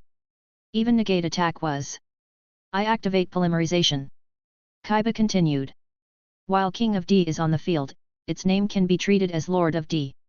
So, I fuse the King of D and Divine Dragon Ragnarok in my hand to fusion summon. King Dragon, Dragon Master Knight. King Dragon, ATK 2400. King Dragon's effect, once per turn, I can special summon a dragon from my hand. Kaiba drew another card. I special summon Prime Material Dragon. Prime Material Dragon, ATK 2400. The leader's face turned even paler. All this on turn 1. He glanced at his back row again, getting nervous. Would his back row be enough to withstand Kaiba's all-out dragon assault? Noticing his gaze, Kaiba also glanced at the back row and chuckled softly. Battle, Kaiba said. Dragon Spirit of White, direct attack. Dragon Spirit of White charged, gathering energy in its maw. I activate my set card. Trap card Dimensional Prison. When an opponent's monster attacks, banish it. MUDA, Kaiba said coolly. While King Dragon is on the field, your cards can't target dragon-type monsters with effects. The leader. Such resistance? TCH. The leader gritted his teeth. Then I activate my other set card, the Ultimate Reflecting Trap. Mirror Force. Destroy all your opponent's attack position monsters. Muda. Kaiba's voice was still calm. As he spoke, it was as if an irresistible command shattered mirror force instantly. The leader. Why? Even mirror force didn't work? Mirror force affects all monsters, not just targets. Correct, Kaiba said expressionlessly. But prime material dragon's effect, by discarding a card, I can negate and destroy any spell, trap, or monster effect that would destroy monsters on the field. The leader's pupil shrank. Dimensional prison didn't work, nor did mirror force. Kaiba's dragon onslaught swept over him. The leader closed his eyes and was knocked down. This was Seto Kaiba's duel. No weaknesses at all. Too strong. Leader, LP0. Chapter 249, Good People, Good Deeds Bonus. I lost. The team leader stood up and said. So this is Seto Kaiba's dueling? Truly flawless, worthy of being the #1 duelist today. I am utterly convinced. As a duelist, you have some potential, Kaiba said. A duel is about overwhelming force your opponent shouldn't even have the possibility to resist. To achieve this, relying on just monsters, spells, or traps isn't enough. Only by uniting all aspects does it have meaning. After mastering these, there's something even more important for a duelist. He gestured to his heart with a fist. The team leader seemed to understand, then bowed deeply. Thank you very much for your guidance, President. I'll do my best to improve from now on. Since that guy has high hopes for you, don't let him down, Kaiba said coolly. Yes, sir. After just a short exchange, the surrounding spectators were all deeply impressed by the legendary President Kaiba. His reputation was well deserved, and meeting him in person was even more impressive than the rumors. The atmosphere was quite harmonious, a classic scene of a master guiding his disciple, though if the disciple wasn't a burly man in a blue-eyes white dragon-made outfit, maybe the vibe wouldn't be so weird. Their boss really has a twisted sense of humor. At that moment, a burly man in white stockings came running from the back of the group and reported, "There's a situation." "What is it?" the leader asked. "Cops, there's a squad heading our way, and it looks like they're coming for us." "Cops?" The leader frowned and cursed under his breath. "What a bunch of bloodhounds. They even managed to track us here." "Cops? Does he mean the police?" Kira looked at Mokuba. "Didn't you say they were all about good deeds?" "That's not what I said exactly," Mokuba replied. "I said they use dark powers to punish evil and uphold justice. But you know, sometimes upholding justice means crossing a few lines." Kira thought about it. Out of 10 superheroes, at least 9 have tangled with law enforcement. It's not unusual for justice and the law to conflict. The burly man added, "They brought a whole convoy and even called in an armed helicopter." "Boss, maybe we should hurry." Mokuba was shocked. "What did you do to get this kind of pursuit?" "Oh, nothing much. Recently, a new casino opened in the city. Everything looked legal on the surface, but we discovered the owner was a shadow game duelist." The leader explained. "They say you can win anything in that casino, not just wealth, but fame, beauty, luck, anything. But losers really lose everything. In the end, even their soul goes on the table, and if you lose, you become the property of the casino. A shadow game with gambling as the medium, hey." Kira understood. In Yu-Gi-Oh!, Duel Monsters is the most potent form of shadow games, but not the only one. The original work had all kinds of games, not just card games. Right. As more and more souls were taken by the casino, we took notice and decided to play the boss ourselves. We won, took him down, and freed all the souls he'd trapped. "That sounds like a good deed," Mokuba said, puzzled. "So why are you wanted by the authorities?" The leader scratched his head awkwardly. "Oh, before I left, I set the whole casino on fire. Just a habit. Turns out, the casino owner had people protecting him from higher up, so after the fire, we got wanted immediately." Mokuba. "Habit, hey? Sounds like a repeat offender. Probably done similar things before." "Ah, don't worry about it. Don't let little things like this affect the president's mood," the leader said, waving. "Nakamura, Kitagawa, bring your people and follow me. The rest, keep escorting the president and his group to rest. We'll lose those tailgaters in no time." A whole convoy and a helicopter chasing them, but he sounded as relaxed as if they were just dealing with children asking for candy. Kira couldn't help but get curious about what shadow duelists were really capable of. In the original, those with supernatural abilities tended to use more bizarre powers, especially psychic manipulation and illusions. If dark powers could make card effects real, that would mean even more abilities: weather control, elemental magic, energy projection, you name it. Kira's dual disc, obtained from AI Alpha, had similar functions, able to materialize holograms, but its power was limited by the dual disc's output. If only he could learn to use dark powers, or better yet, find a powerful dark artifact. The Millennium items were gone with the Pharaoh, and even if they weren't, they picked their owners and carried risks. Not everyone could handle them, they were world-ending artifacts after all. But a lower-tier artifact, maybe he could manage. The remaining group soon arrived at their resting place. Mokuba quickly went to Kaiba's room, and the brothers set up their computers and got busy. Kira had nothing to do, but on the way, he'd noticed a local dueling arena down the street, which piqued his interest. With nothing else to do, he decided to go warm up at the arena, see the local duelists, and maybe show off how the Duel Academy elites duel. It was dinner time, but since he'd eaten well on Kaiba's plane, he wasn't hungry. There happened to be a snack street nearby, so he thought he'd try some local specialties. Before leaving, he asked Mokuba if he wanted to come, but Mokuba was busy typing away and declined. It got dark early here, and by the time he went out, it was cold. The chill felt like needles against his skin.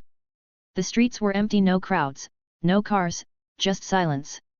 The snack street was also deserted.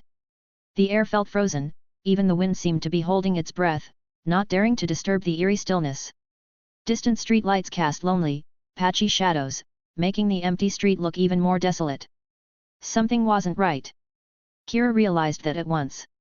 It wasn't late enough for the street to be empty, especially this street. There was only one likely explanation. He turned, unsurprised to see a figure behind him in the moonlight. The person was tall, with red hair, face half covered, and eyes full of mischief. Fujiki Kira, student of Duel Academy, recognized by Seto Kaiba, even brought to the city by him. The voice was distorted, as if through a voice changer. The person raised their dual disc. I'd like to test myself against you. Is that all right? Chapter 250, Unknown Opponent. Kira narrowed his eyes. Just as he thought, this strange situation was caused by some supernatural ability and the opponent seemed quite skilled. The silent magician floated out, a bit worried, standing guard beside him. You can tell this one isn't normal, hey? Kira nodded. I get it, don't worry. He'd come with the president to find duels, and maybe acquire some new cards. Plus, the opponent's dual disc was unique, he hadn't seen it before, and their deck might have good cards. Let's go. Kira activated his dual disc. The sooner we start, the sooner we finish. Oh? Not nervous, and so confident, the masked person smiled. Confidence is good for young people, but do you have the skill to match? The implication was clear, we'll see. Duel. X2. Kira, LP 4000. Masked person, LP 4000. I'll go first. Draw. Kira drew 2 cards. I set a monster face down, and a card in my back row. Turn end. My turn. Draw, the masked person rasped. First, I activate Pot of Greed to draw 2 cards. After drawing, he immediately played another card from his hand. Spell card Graceful Charity, draw 3 cards, then discard 2. Kira raised his eyebrows. Pot of Greed and Graceful Charity were staples in the GX era, but opening with 2 forbidden cards was rare. Quick play spell Toy Robot Box. Discard a card to special summon 3 robot tokens. Anime card. He discarded 1 card, 3 toy-like robots appeared on his field. Robot token, Def 0. These tokens can't attack, but they can be used as tributes, the masked person said coldly. I tribute 2 tokens to tribute summon. Source of Chaos, Demon of Disaster. Annihilator Archfiend, summon. The 2 tokens dissolved into light, dark clouds covered the sky, a storm howled, and magma and black smoke erupted from cracks in the earth. A tall, dark demon, armored in hard scales, rose from below, hellfire burning in its eyes. Annihilator Archfiend, ATK 2000. Annihilator Archfiend's effect, once per turn, destroy 1 card on each side of the field, the masked person declared. I destroy my 3rd token and your set card. The demon roared, black flames swirling and consuming his last token and Kira's set card, which was burned to ash. Trap card, Magic Cylinder. Kira raised his arm to shield himself from the blast. Magic Cylinder, hey? If I attacked recklessly, I'd take massive damage, the masked person said calmly, showing another card. Spell card Shield Crush destroy your set monster. A green flash of magic destroyed the face-down monster Magical Merchant. A flip effect monster. If attacked, it would have triggered its effect, the masked person observed. Stacking graveyard resources and imprecise sifting for spells/traps quite troublesome. Not bad, Kira nodded. I'm not like those third-rate opponents you're used to. If you treat me as such, you'll pay for it. The masked person casually waved. Annihilator Archfiend, direct attack. The demon leaped over Kira's empty field, its claws struck home. Kira raised his dual disc in defense, the impact knocking him back. Kira, LP 4000 LP 2000. Kira noticed something. That pain wasn't as bad as he expected. It felt like normal duel damage, not the intense pain of a shadow duel. But the opponent should have strong dark powers, the silent magician had warned him. Maybe this wasn't a shadow game after all. I warned you, the masked person said coolly. If you don't get serious, you'll be knocked out instantly. Kira smiled. Maybe. But why do you think clearing my monsters and back row means you've broken my setup? Oh. The masked person frowned, then saw a shadow appear on Kira's empty field. An eerie, unsettling shadow wriggled on the ground, then rose, twisting unnaturally into a human shape, finally becoming a warrior with a blade. Effect of Gorz, the Emissary of Darkness from my hand, Kira revealed a card. If I take battle damage while I control no cards, I can special summon Gorz and a Emissary of Darkness token. The token's ATK and def equal to the damage I took. Gorz the Emissary of Darkness, ATK 2700. Emissary of Darkness token, ATK 2000. This was the card Yugi used in the side manga, and once it was printed, it shook the meta. Nearly every deck ran it. If your opponent ended with an empty field, you had to assume they had Gorz or risk a huge counterattack. Sometimes players would even bluff an empty field to fake having Gorz. That's why Gorz was semi-limited or limited for years. So you held onto your real trump card. I underestimated you, the masked person chuckled, still sounding odd through the voice changer. I set a card. Turn end. Thanks for listening.